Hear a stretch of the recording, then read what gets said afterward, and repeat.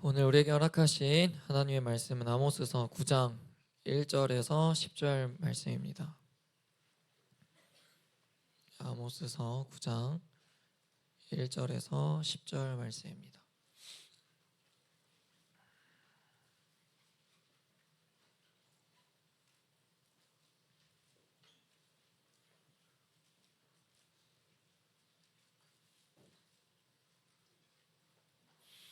다 찾은 줄 알고 목사님 한 절, 여러분들 한 절 교독하여 읽도록 하겠습니다. 하나님의 말씀입니다. 내가 보니 주께서 제단 곁에 서서 이르시되 기둥 머리를 쳐서 문지방이 움직이게 하며 그것으로 부서져서 무리의 머리에 떨어지게 하라. 내가 그 남은 자를 칼로 죽이리니 그 중에서 한 사람도 도망하지 못하며 그 중에서 한 사람도 피하지 못하리라.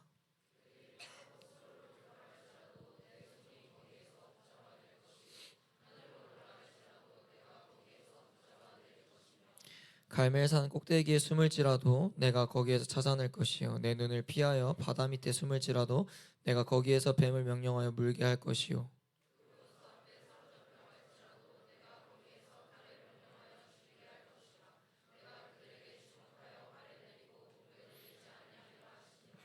주 만군의 여호와는 땅을 만져 녹게 하사 거기 거주하는 자가 애통하게 하시며 그 온 땅이 강에 넘침같이 솟아오르며 애굽 강같이 낮아지게 하시는 이요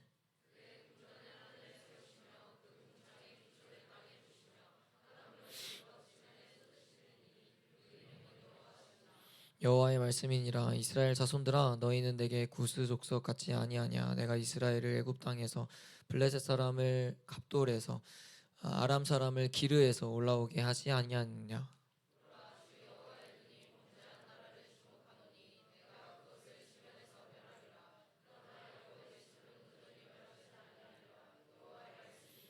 보라, 내가 명령하여 이스라엘 족속을 만국 중에서 체질하기를 채로 체질함 같이 하려니와 그 한 알갱이도 땅에 떨어지지 아니하리라.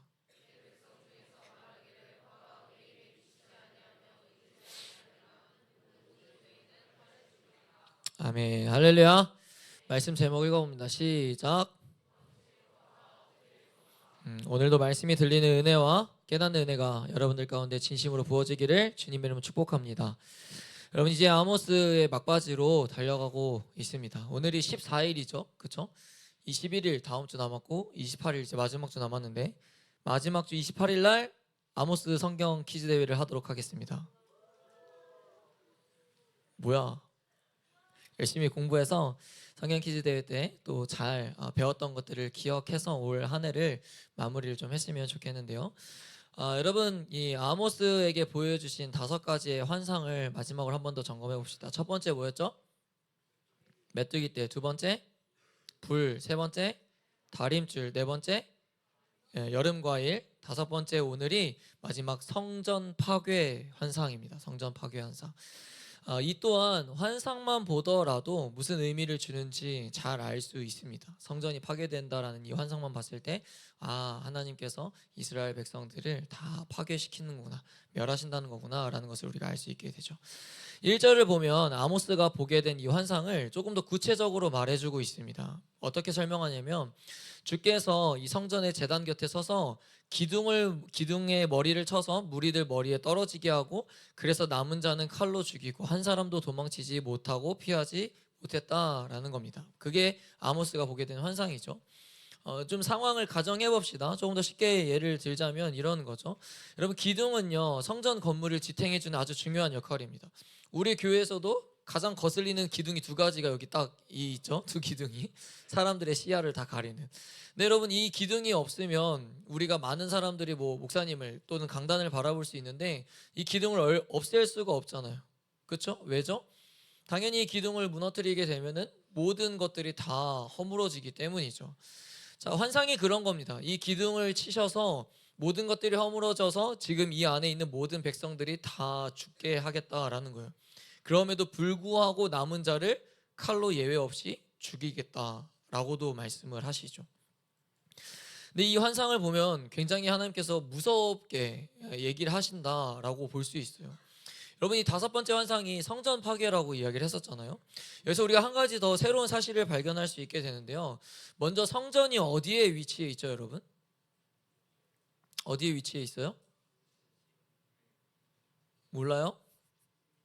우리 선생님들이 얼마나 똑똑한지 잘 봐. 알았지? 어디에 있어요, 선생님들? 그렇죠. 예루살렘. 남유다 예루살렘에 가장 최초의 성전을 지어놨잖아요. 그렇죠?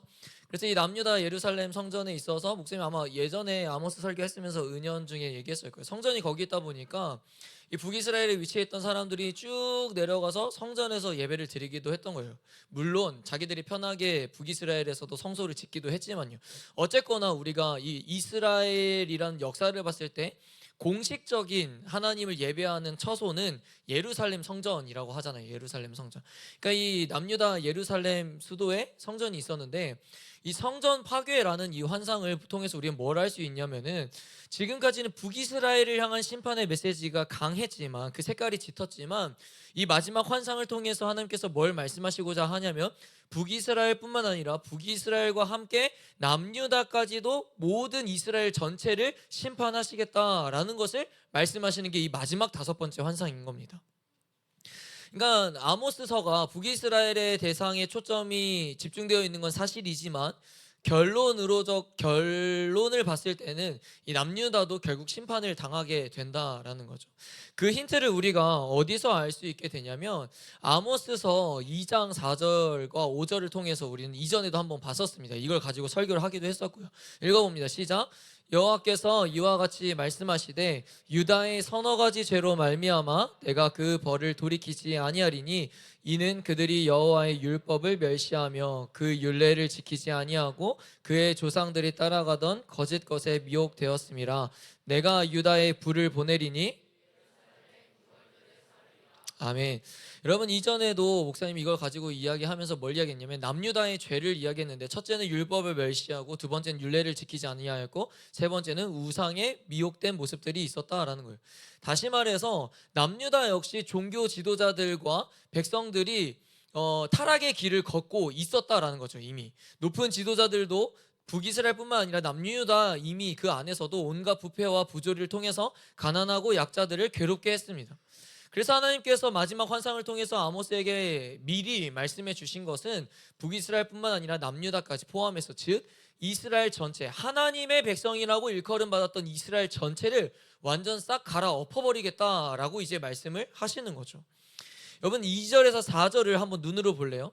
하나님께서 도망자들을 어떻게 하실지에 대해서 말씀해 주고 계시는데요. 2절을 보면은 그들이 스올에 들어갈지라도 그리고 하늘에 올라갈지라도 산 꼭대기에 숨을지라도 바다 밑에 숨을지라도 또는 4절에 그 원수 앞에 사로잡혀 갈지라도 이야기하시죠.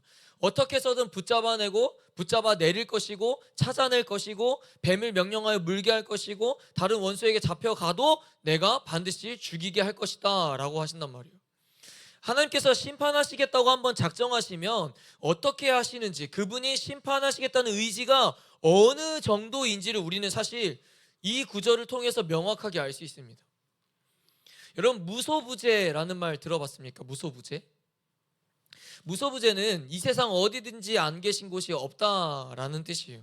여러분 우리 하나님은 무소부재하신 하나님이십니다. 믿으세요? 하나님은 어디에나 항상 존재하시는 분이다라는 거죠. 하나만 구절에서 예를 들어도 여러분 스올이라고 표현이 되어 있는데 모르는 친구들이 더 많을 텐데 이 스올은 땅속 깊은 곳을 이제 스올이라고 합니다. 그리고 성경에서 원어로 번역했을 땐 그곳을 지옥으로 번역하기도 해요. 스올이.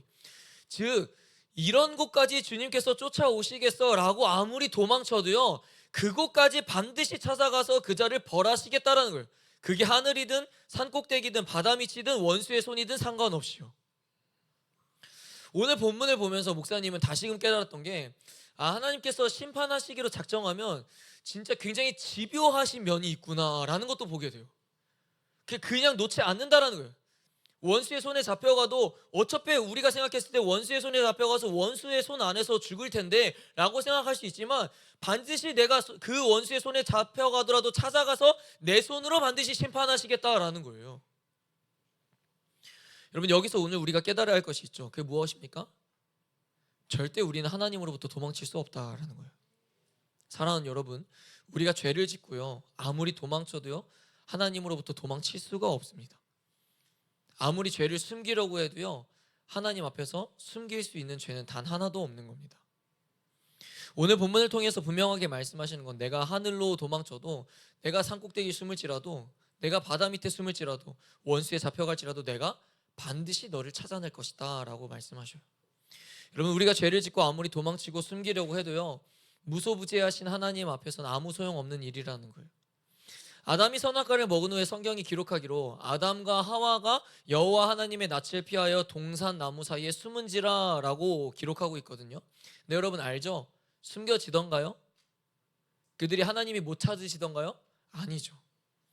예를 들어 여러분, 책상 서랍에 우리가 맛있는 먹다 남은 음식을 두었다고 합시다. 방에 들어오는 사람들로부터 잠깐 눈길을 숨길 수는 있죠. 그러나 시간이 지나면 어떻습니까? 방 전체에 그 음식 냄새가 남기 때문에 이제는 모든 사람들이 알 수밖에 없게 돼요. 여러분, 죄가 그렇다는 거예요. 처음엔 아무렇지 않은 것처럼 보이지만 때로는 사람의 눈길이나 선생님이나 목사님이나 부모님에게는 피할 수 있고 숨길 수는 있어도, 여러분, 하나님 앞에 숨길 수 있는 죄는 결코 없다라는 것을 여러분 기억하시기를 축복합니다. 그래서 하나님은 아모스를 통하여 이스라엘 백성들에게 끊임없이 말씀을 하시는 거예요. 도망치지 말고 내게 나아오라. 도망치지 말고 지금 회개하라 라고요. 사람을 죽이고 도망친다고 해서 여러분 그렇게 마음 졸이며 사는 게 진짜 사람 사는 겁니까? 하물며 그렇게 도망친다고 해서 그 죄가 사라지냐고요. 내가 누군가를 죽였을 때, 내가 도적질을 했을 때. 그렇게 평생 도망자의 신세로 마음 졸이며 사는 것보다 차라리, 정말 차라리 잘못된 죄값을 받고 마음 편하게 감옥에서 있는 게 낫지 않겠어요? 차라리 자수해서 조금이라도 형량을 덜 받는 게 낫지 않겠냐라는 거예요. 오늘 제목처럼요, 여러분, 우리가 하나님 앞에 죄를 범했을 때 우리가 취해야 할 태도는요, 도망치는 게 아니라 주님 앞에 엎드림이 우리에게 있어야 되는 겁니다. 다윗을 보십시오. 여러분, 밧세바와 죄를 지은 후요, 그는 그 사실을 숨기기 위해서 두 가지를 하게 되죠. 기억하세요? 밧세바의 남편인 우리아를 불러서 집으로 돌아가게 해요.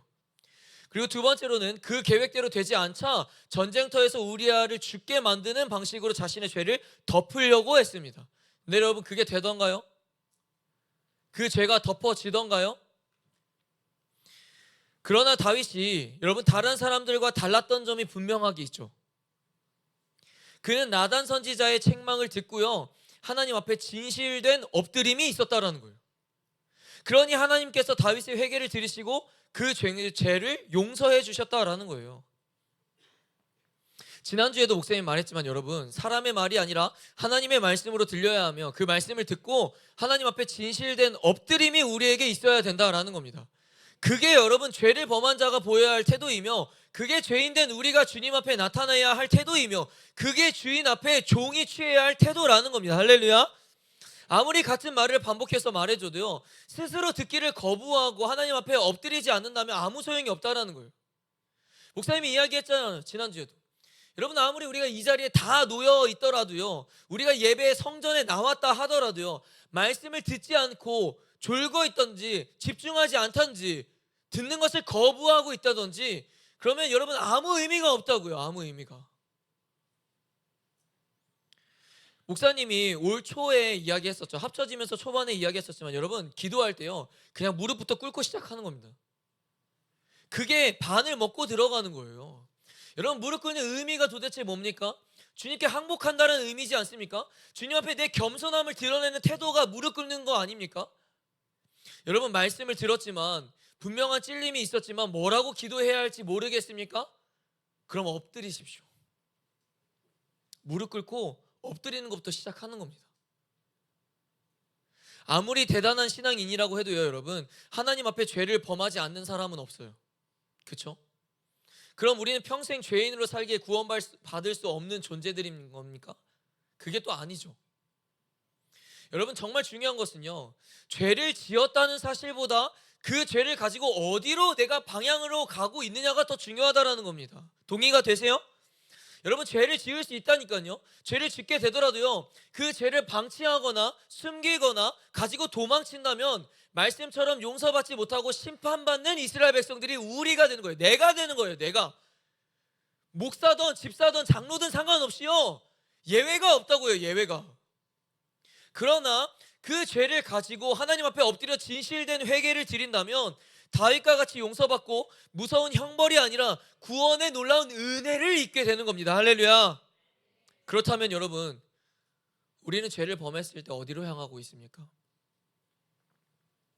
죄를 범했을 때 여러분, 저와 여러분들은 진실로 하나님 앞에 엎드려지고 있습니까? 혹시 그 죄를 숨기려고 하거나 방치해 두거나 가지고 도망치고 있지는 않습니까? 그래봤자 아무 소용 없다니까요. 여러분, 그렇게 시간 낭비하고 에너지 소모할 바에는요, 하나님 앞에 엎드리는 게 훨씬 더 빠른 겁니다. 부모님 앞에서도 그렇지만 여러분, 목사님이 누군가를 야단칠 때도요, 꼭 있어요. 변명하고 핑계대고 그걸 목사님한테 안 걸리겠지, 선생님들 모르겠지 하고 숨기려고 하는 친구들이 꼭 있습니다. 그러면 숨길 수 있다고 생각하는 것 같아요.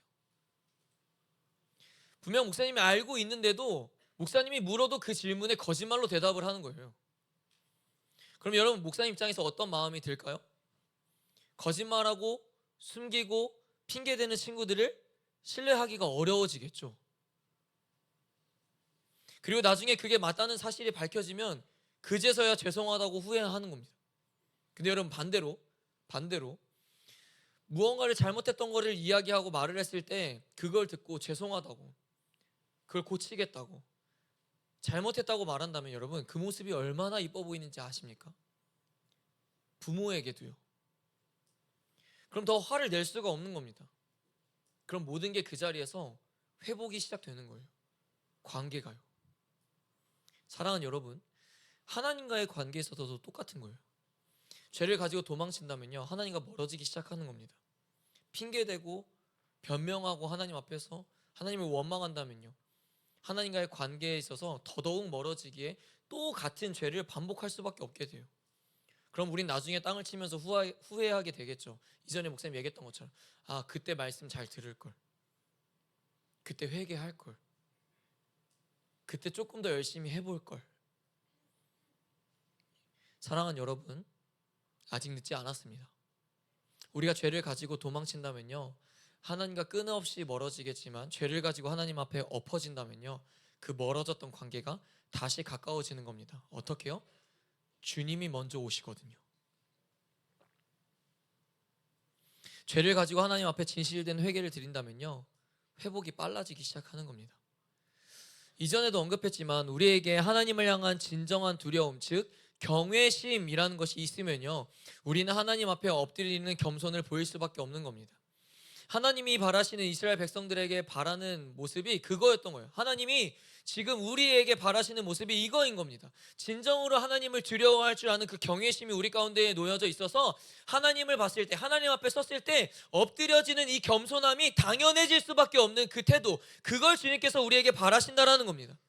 여러분, 죄를 지을 수는 있으나요? 죄를 방치하고 숨기고 도망치는 태도가 아니라 그 죄를 가지고 주님 앞에 걸어가서 주님 앞에 엎드려서 진실된 회개의 모습, 그게 주님께서 우리에게 요구하시는 모습인 줄로 믿습니다. 자기 교만에 취해서 자기 멋대로 행동하는 삶을 사는 것이 아니라 하나님 앞에 엎드릴 줄 아는 겸손한 삶, 그게 우리에게 있어야 돼요. 우리에게. 여러분 보세요. 죄를 지어도요, 다윗과 사울의 결과는 너무 다르지 않습니까? 사울의 시작은 어떻게 보면 기다리지 못하고 그냥 제사를 드렸던 거거든요. 마음이 너무 조급하니까 뭐라도 해야 되니까 제사를 드린 거예요. 근데 여러분, 해야 할 일들 어떻게든 해야 되니까 내가 너무 조급하니까, 그렇다고 죄를 범했다라고도 어렵잖아요. 하나님 앞에 제사를 드려서 예배를 드리려고 했다니까요. 근데 여러분, 다윗의 죄는 달랐어요. 남의 아내를 취했다고요. 근데 여러분, 결과가 너무 달랐어요. 결과가. 그 둘의 차이는 어디에 있었을까요? 엎드림이에요. 엎드림이라고요. 사울은 변명하기 시작하죠. 아, 나중에 그냥 좋은 거 취해가지고 하나님 드리려고 했다고. 여러분, 하나님은요, 변명하고 도망치는 사람을 찾는 것이 아니라 하나님 앞에 엎드려 진실된 회개를 드리는 사람을 찾고 계시는 겁니다. 내가 아무리 겉으로 경건해 보일지라도요, 내가 아무리 주의를 잘 지키고 지금의 예배의 자리에 잘 있다 하더라도요, 죄를 숨기고 있거나 죄를 가지고 도망치려는 모습이 있거나 죄를 방치하는 모습이 있거나 회개하지 않는 모습이 있다면요, 지금의 예배는 미안하지만 껍데기에 불과한 겁니다. 지금 보여지는 겉모습은요, 하나님 앞에 아무 소용이 없다라는 거예요. 그래서 우리에겐 필요한 건 하나님 앞에 진실된 엎드림이 있어야 된다라는 겁니다. 본문 9절을 현대인 성경으로 보겠습니다. 읽어봅니다. 시작.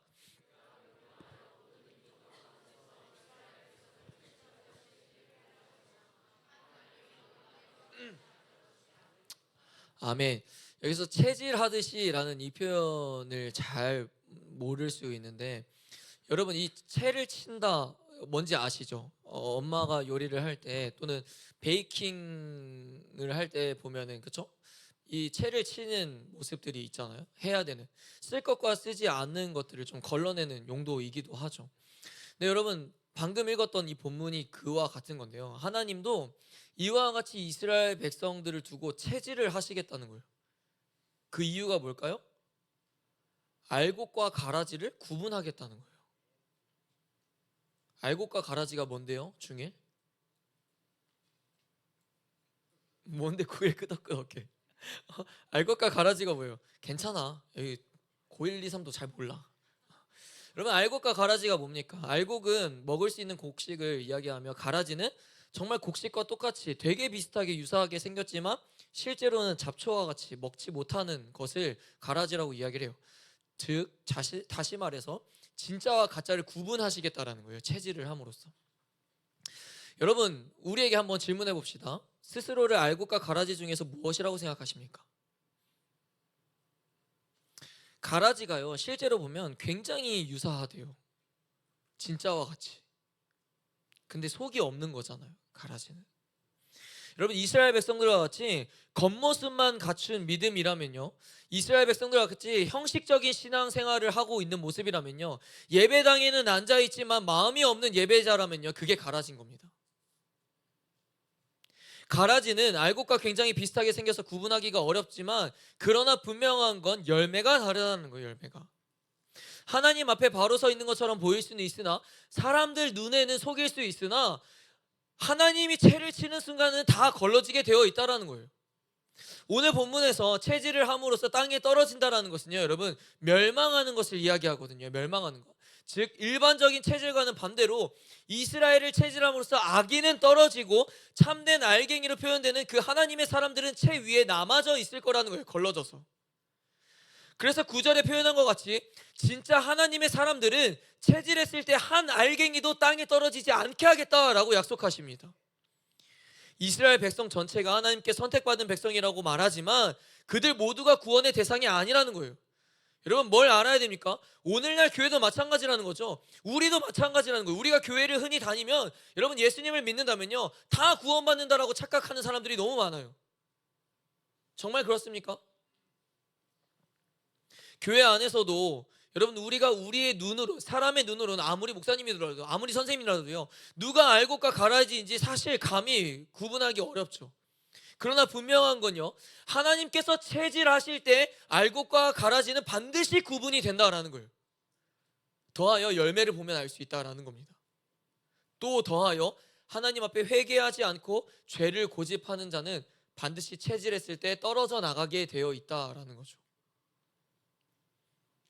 그럼 구원받는 대상은 누가 되는 걸까요?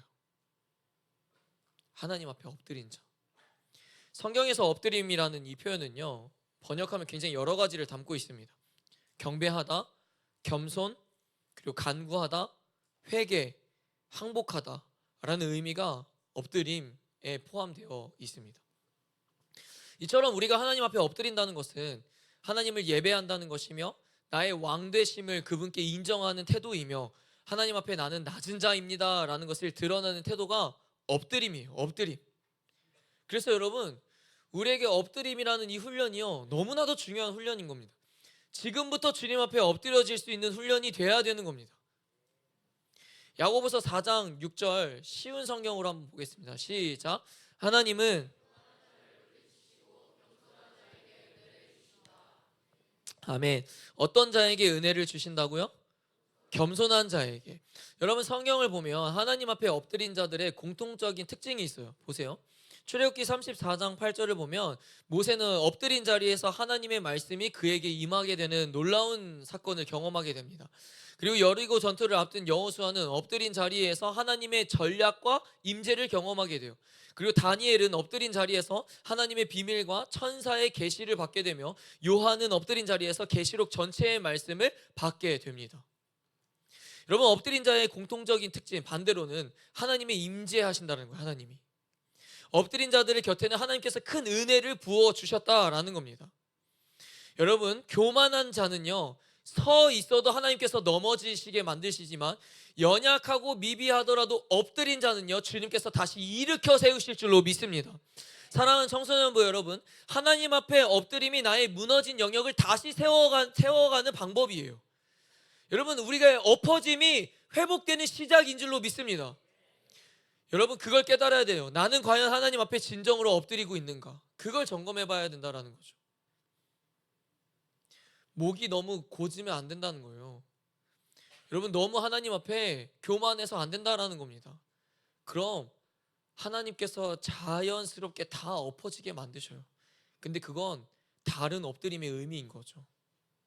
근데 내가 결단이 무너졌지만 내가 오늘 또 주님 앞에 약속했지만 죄를 범했을지라도 그럼에도 불구하고 그 죄를 가지고 주님 앞에 숨기지 않고 엎드려서 진실된 회개를 올려드린다면 주님이 우리를 반드시 일으켜 세워주실 줄로 믿습니다. 그래서 여러분 엎드림이 있어야 되는 거예요. 엎드림이. 말씀을 정리합니다. 오늘 본문은 죄를 지은 백성들이 아무리 도망치고 숨으려고 해도 하나님은 반드시 찾아내며 한 사람도 남기지 않고 심판하신다고 말씀하셨습니다. 하지만 반대로 남은 자들은 반드시 땅에 떨어지지 않게 하겠다라고도 약속해 주셨어요. 여러분 오늘 말씀 제목 무엇이었습니까? 도망칠 건가 엎드릴 건가입니다. 성경에서도 드러나듯이 여러분 죄를 지은 사람은요 크게 두 반응이 나타나게 되어 있어요. 성경을 보면 첫째로는 도망치거나 숨거나 또는 두 번째로는 하나님 앞으로 나아와 엎드리거나 이 죄를 깨닫는 것이 알게 되면 부끄럽고 두려워서 인간은 숨게 되어 있습니다. 아까도 잠깐 언급했지만 아담과 하와가 대표적으로 그랬죠. 여러분 기억하세요? 아담이요 이 선악과를 먹고 나서 숨잖아요. 그때 하나님이 뭐라고 말씀하신지 기억하세요? 아담아 아담아 네가 어디 있느냐라고 물으셔요. 하나님은 그가 어디에 숨은지 몰라서 묻는 게 아니에요. 여러분 왜 물으셨을까요? 내 사랑하는 아들아 숨지 말고 내게 나아오라예요. 하나님 앞에 나아오라는 부르심이에요. 부르심. 사랑하는 청소년부 여러분 도망치지 말고 숨기지 말고 주님 앞에 그 죄를 가지고 나아가 엎드리는 자가 되기를 주님의 이름으로 축복합니다. 하나님 앞에 진정으로 회개하고 진실된 마음으로 엎드릴 때에 주님께서 우리의 허물을 십자가의 보혈로 다 가리시고 사랑과 은혜를 부어주실 줄로 믿습니다. 그러니 더 이상 죄를 가지고 도망치거나 숨기는 자가 되지 말고 그 죄를 가지고 주님 앞에 엎드릴 줄 아는 겸손한 자가 우리 모두가 되기를, 그리고 그런 공동체가 되기를 주님의 이름으로 축복합니다. 아멘. 자리에 일어납시다.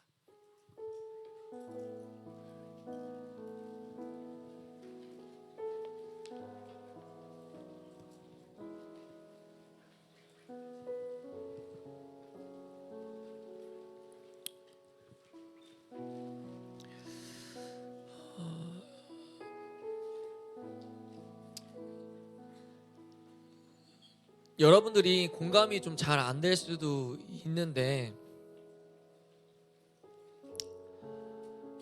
목사님이 목사님으로서 먼저 이야기를 좀 하자면 아마 뭐 선생님들도 대부분 공감이 되실 겁니다. 선생님들은 목사님이 목사님으로서를 먼저 이야기를 하자면 무언가를 잘못했을 때 목사님에게 찾아와서 먼저 그걸 가지고 시인하고 죄송하다고 고백하면요 사실 뭐 더 말할 수가 없어요. 이미 본인 스스로가 그걸 잘못했다라는 것을 인지하고 있고 그걸 죄송하다고 이야기하는데 뭐 어떻게 하겠습니까? 또 하나는 아빠로서 좀 이야기를 해보면요 공감이 잘 안 될 수도 있겠지만 루아가 뭔가를 잘못했을 때 목사님한테 찾아와서 요즘에 좀 이야기를 하거든요. 뭐라고 하냐면 아빠 죄송해요라고 이야기를 할 줄 알아요. 근데 그 어린 딸이 4살밖에 안 된 딸이요, 목사님에게 뭔가를 찾아와서 자기의 잘못을 이야기하고 아빠 죄송해요 라고 말하면 내가 할 수 있는 말이 괜찮아 루아야, 괜찮아, 그럴 수 있어 밖에 없더라고요. 거기다 대고 너 왜 그랬냐, 너 그럴 줄 알았어 라고 하는 아빠 사실 없을 것 같아요. 아빠가 돼보니까요. 근데 여러분, 하나님도 그렇지 않을까요?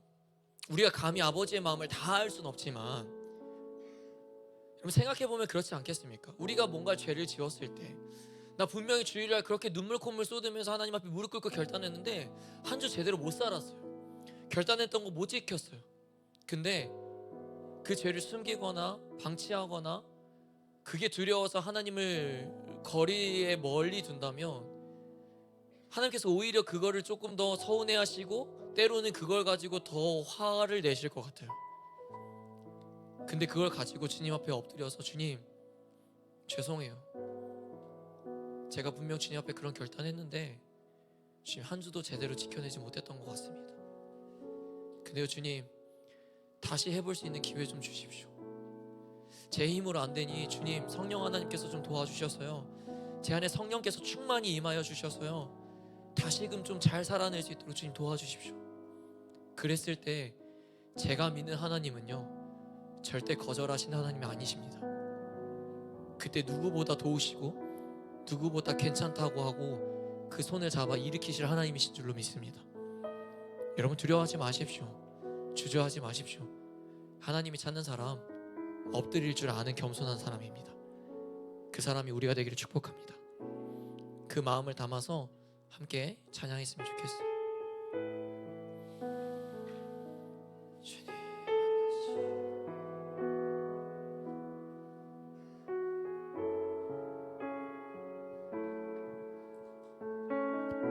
주의 보좌로 나아갈 때, 주의 보좌로 나아갈 때에 어떻게 나가야 할까? 나를 구원한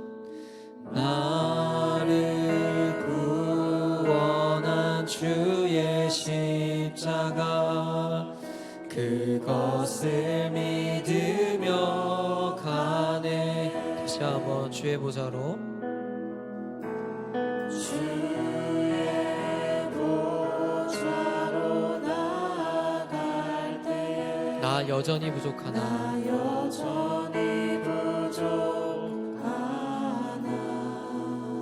나를 품으신 주의 그 사랑, 나를 품으신 주의 그 사랑, 그것을 믿으며 가네. 자격 없는 내 힘이 아닌, 자격 없는 내 힘이 아닌 오직 예수님의 보혈로 자격 없는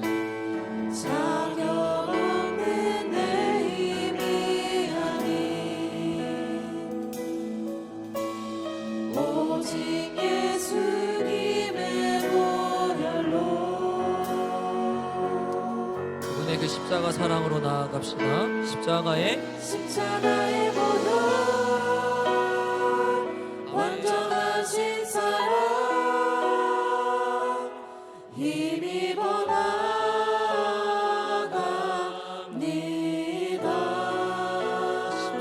십자가의 보혈, 완전하신 사랑 힘입어 예배합니다.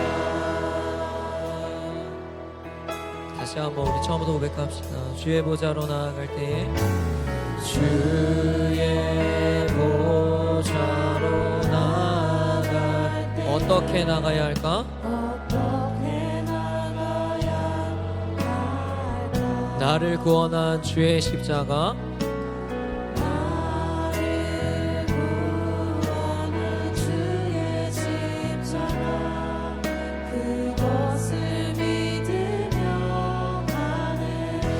다시 한번 주의 보좌로 나아갈 때에 여러분 진실된 마음으로 고백합시다. 나 여전히 부족하나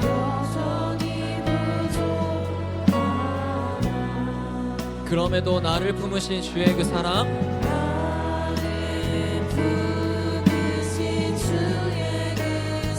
그것을 믿으며 갑시다. 자격 없는 내 힘이 아니 자격 없는 내 힘이 아니 오직 예수님의 보혈로 자격 없는 내 힘이 아닌 오직 예수님의 보혈로 우리 한 번 더 전심으로 고백합시다. 자격 없는 내 힘이 아닌 자격 없는 내 힘이 아닌 오직 예수님의 우리 마지막으로 주님 자격 없는 내 힘이 아닌 자격 없는 내 힘이 오직 예수님의 보혈로 오직 예수님의 보혈로 우리 함께 믿음으로 고백합시다. 십자가의 보혈 완전하신 사랑 힘입어 나갑니다.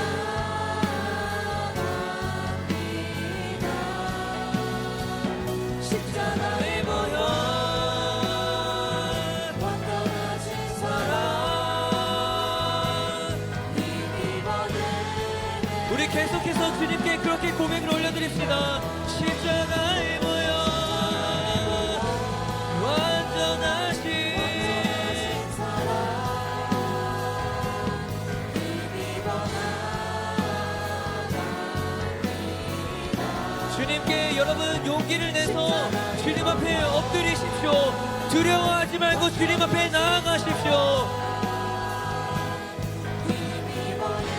우리 마지막으로 고백합니다.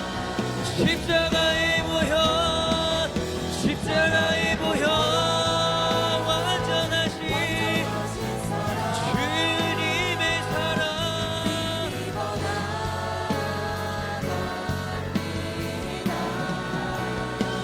십자가의 보혈 완전하신 사랑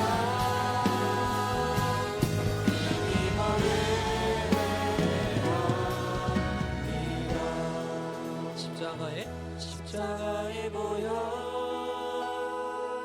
완전하신 사랑 주님께 나아갑니다.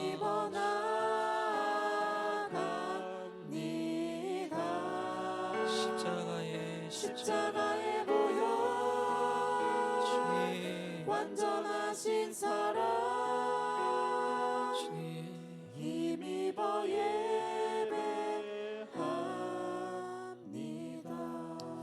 시간 함께 우리 가장 먼저 회개 기도를 좀 올려드립시다. 근데 여러분 주저하지 마십시오. 늦었다 생각하지 마십시오. 주께서 우리가 회개하며 주님 앞에 엎어질 때에 하나님께서 십자가의 보혈로 우리를 덮어주실 줄로 믿습니다. 자격이 분명히 없음에도 불구하고 주님께서 주님의 사랑의 그 길로 나오게 할 줄로 믿습니다. 그러한 이 시간 우리 정말 우리의 마음을 찢는 마음을 가지고 정말 애통하는 마음을 가지고 기도했으면 좋겠습니다. 이 시간 기도할 때 주님 앞에 엎드리지 않으려고 했던 그 교만함을 이 시간 회개합니다. 주님 앞에 죄를 숨기고 방치하고 주님으로부터 도망치려고 했던 그 이기적인 마음을 주님 이 시간 회개하오니 용서하여 주시옵소서. 주님 앞에 두려웠던 마음, 아버지 앞에 나아가지 않으려고 했던 마음들, 주님과 멀어지려고 했던 마음들 주님 이 시간 철저히 회개하게 하여 주시옵소서. 우리 이 시간 주여 잠잠하고 동성으로 엎어지며 회개합니다. 주여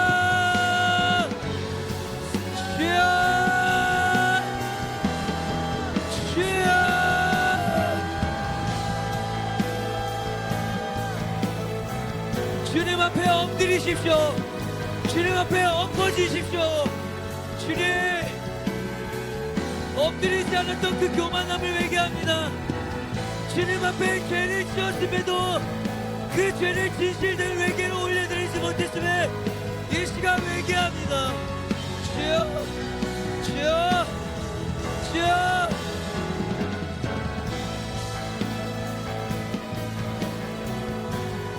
주님께서 지금도 찾으시는 그 한 사람은 주님 앞에 엎드릴 줄 아는 겸손한 자입니다. 회개할 줄 아는 겸손한 자입니다. 주님, 우리의 엎어짐을 기억하여 주십시오. 주님, 나의 무릎을 기억하사 주님 나를 용서하여 주십시오. 주여.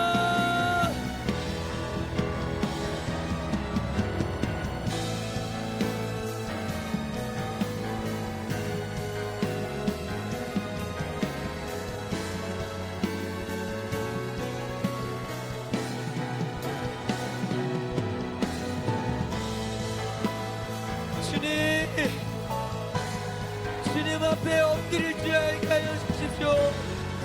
엎드려 진실된 회개가 터져나오게 하여 주십시오. 주님, 그 죄를 가지고 주님 앞에 엎드리지 않았던 그 시간들, 그 모습들, 그 마음들 이 시간 회개하오니 아버지의 보혈로 덮어 주옵소서. 아버지여,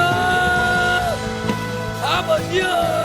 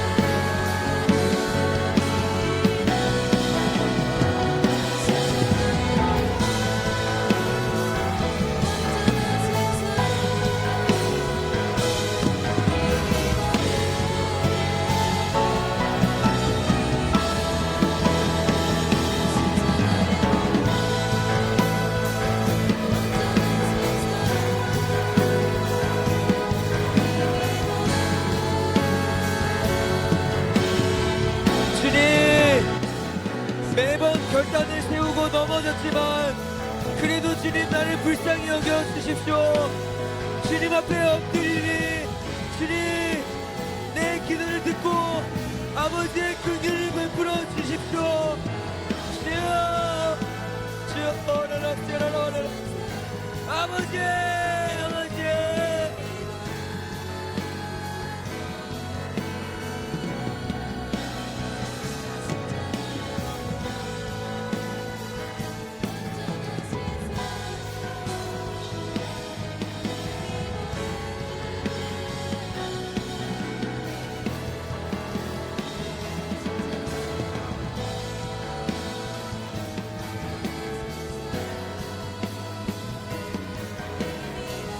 아직 늦지 않았습니다, 여러분. 아직 늦지 않았으니 주저하지 마시고 주님 앞에 회개하십시오. 주님, 저 이렇게 살기 원치 않아요. 주님 앞에 정말 가라지가 되게 원치 않습니다. 주님, 알고 기되게 하여 주옵소서. 회개할 때 주님 나를 용서하여 주십시오. 나를 받아주십시오. 주여, 주여, 주여.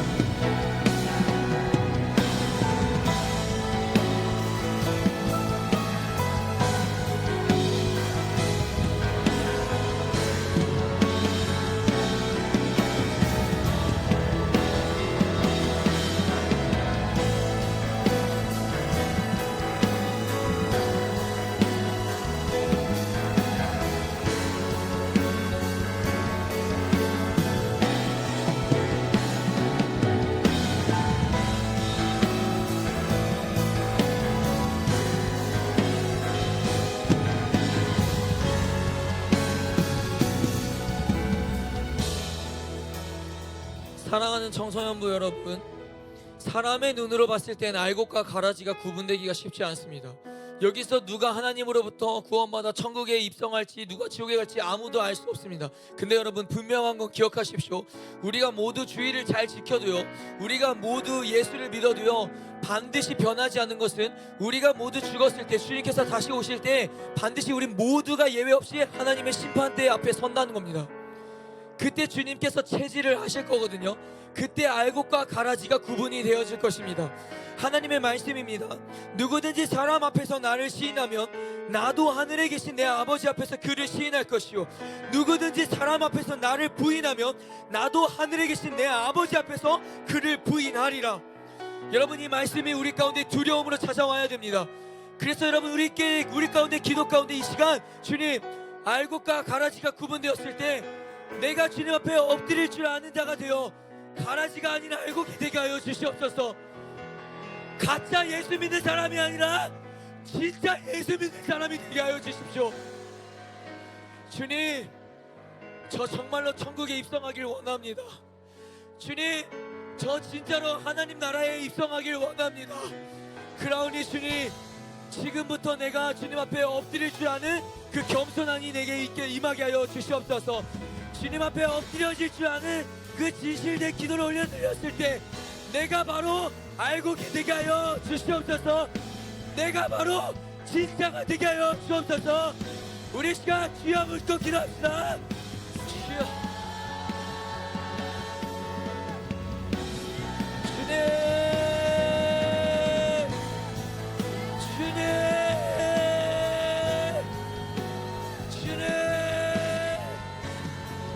성령 하나님, 주님, 내가 알곡이 되길 원해요. 내가 진짜가 되길 원해요. 아버지께서 알아주시는 자가 되길 원해요. 주여,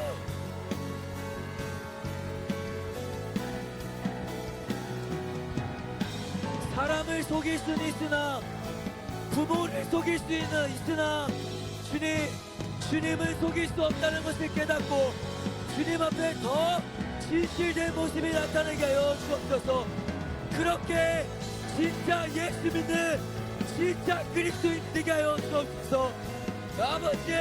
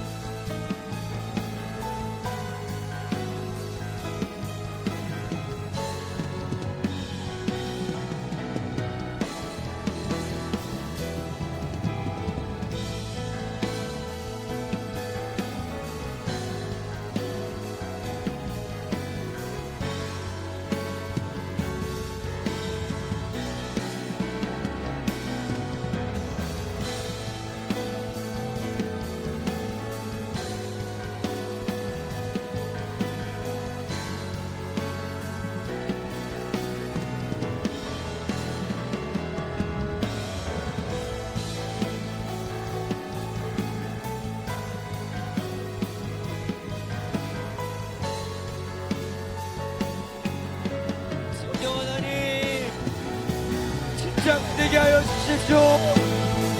우리 사랑하는 아이들이 진짜가 되게 하여 주십시오. 사람들에게 조롱거리가 되더라도 진짜가 되게 하여 주십시오. 사람들이 알아주지 않더라도 진짜가 되게 하여 주십시오. 아버지,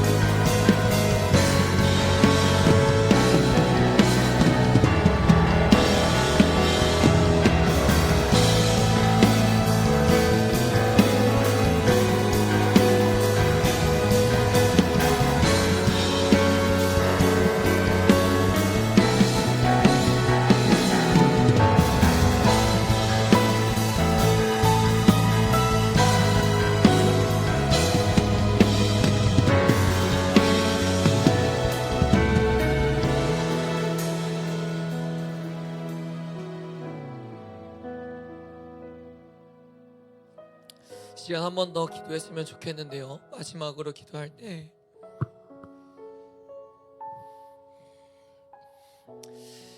사랑하는 여러분, 우리 주님 앞에 진짜가 됩시다. 다 똑같이 교회 다닌다고, 다 똑같이 예수 믿는다고 진짜가 되는 게 아니더라고요. 목사님도 지금 이 순간에도 나는 과연 진짜인가 이걸 계속 질문하는 것 같아요. 주님 앞에, 주님 저는 진짜가 맞습니까?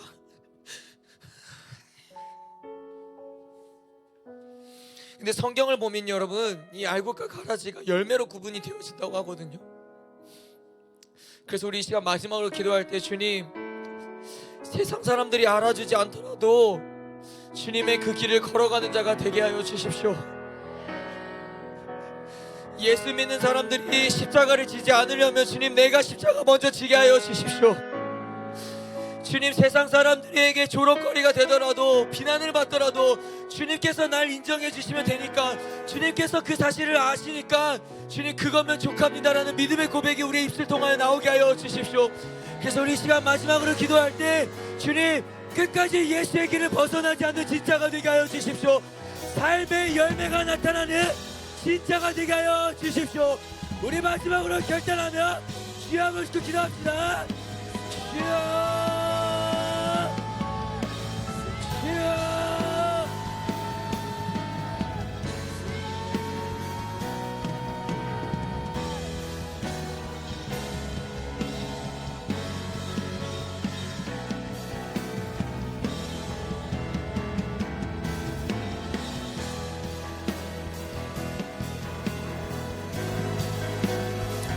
주님, 삶에서 열매가 나타나게 하여 주십시오.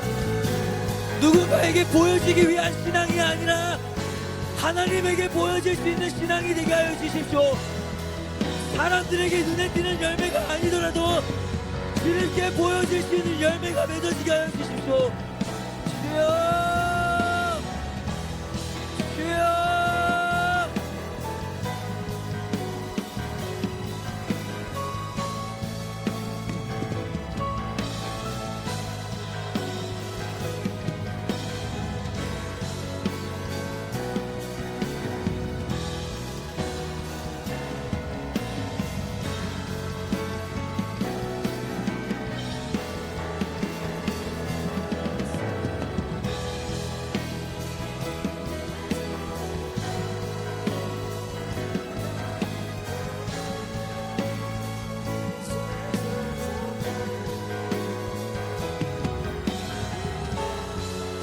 끝까지 믿음의 길을 이탈하지 않게 하여 주십시오.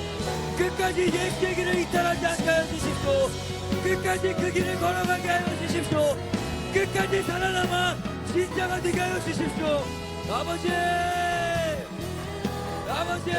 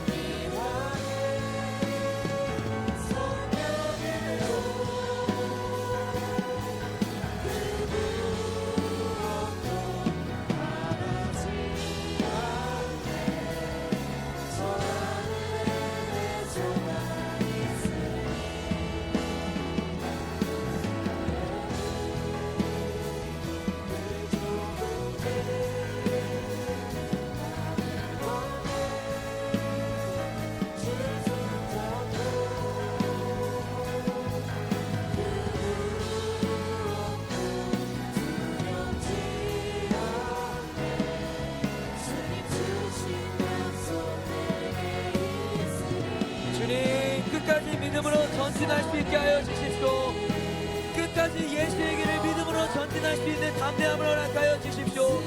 두려워하지 않게 하시고 낙심하지 않게 하시고 예수만 붙들고 전진할 수 있게 하여 주옵소서. 주여 주여 주여. 네.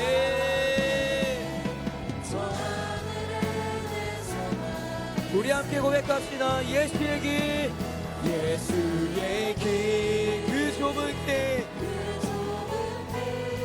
나는 건네 주 손잡고 그 무엇도 두렵지 않네. 주님 주신 약속 내게 있으니 아멘 아멘. 그 험한 길 승리하네.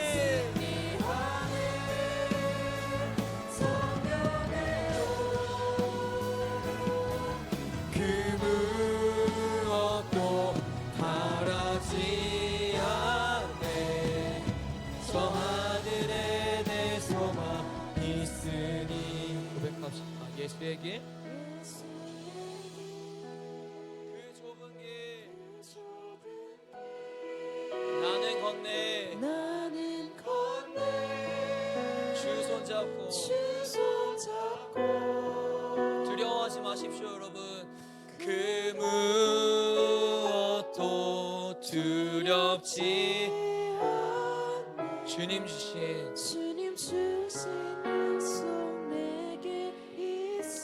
아멘. 그거 붙들고 전진하는 겁니다. 세상의 길 그 험한 길 주님 승리하네.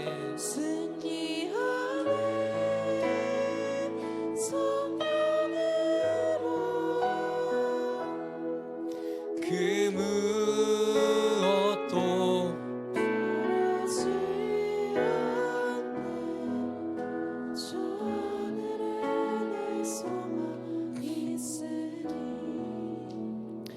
사랑과 은혜가 풍성하신 주님, 주님 앞에 엎드리지 않으려 했던 그 교만함과 이기적인 마음을 오늘 이 시간을 통하여 다 깨뜨려 주시옵소서. 주님께서 아담아 아담아 내가 어디 있느냐라고 물렀던 건 주님께서 괜찮으니 도망치지 말고 숨지 말고 내게 나아오라라는 부르심이었습니다. 주님, 오늘도 주님께서 우리를 그렇게 부르시고 계신 줄로 믿습니다. 주님, 우리가 정말 두려운 것은 주님 앞에 심판대에 섰을 때, 주님께서 체질을 하셨을 때 내가 가라지가 될까 두렵습니다.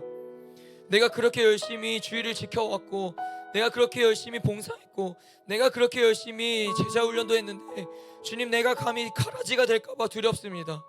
주님, 껍데기에 불과한 신앙이 아니라 알곡이 가득 차 있는 신앙이 되게 하여 주십시오.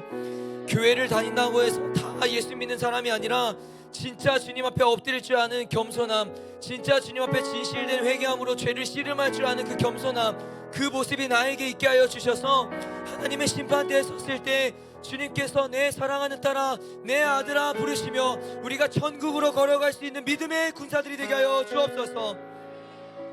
하나님, 우리가 앞으로도 이 예수의 길을 이탈하지 않기를 원합니다.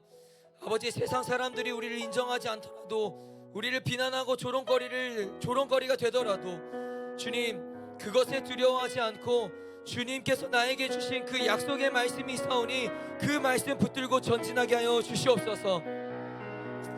특별히 주님, 이 시간을 빌어서 주님 앞에 정말 간절히 구하는 것이 있다면, 주님, 우리 사랑하는 고3 지체들이 이제 하나둘씩 결과가 발표됩니다. 주님, 부디 예수의 길을 이탈하지 않게 해주십시오. 그 어떠한 결과에도 주님 주신 약속 붙들고 믿음으로 걸어갈 수 있는 용기를 불어주십시오. 그래서 주님, 영원하지 않은 것을 주기 위해서 영원한 것을 놓는 어리석은 자들이 아니라, 그럼에도 불구하고 주님, 나에게 선하신 하나님이십니다. 그럼에도 불구하고 주님, 나를 예비하셨으리라 믿습니다. 그렇게 고백할 수 있는 우리 귀한 고3 지체들 되게 하여 주십시오. 그 마음 가운데 주님, 두려운 마음, 걱정하는 마음, 낙심하는 마음 있을 거 잘 압니다. 주님, 주님 말씀으로 위로하여 주시고 예배로 위로하여 주셔서 주님 앞에 엎드림으로 씨름하여 이것이 아무것도 아님으로 이겨낼 줄 아는 귀하고 강한 아이들 되게 하여 주시옵소서. 주님, 이제 말씀 들고 세상으로 또 한 번 나아갑니다.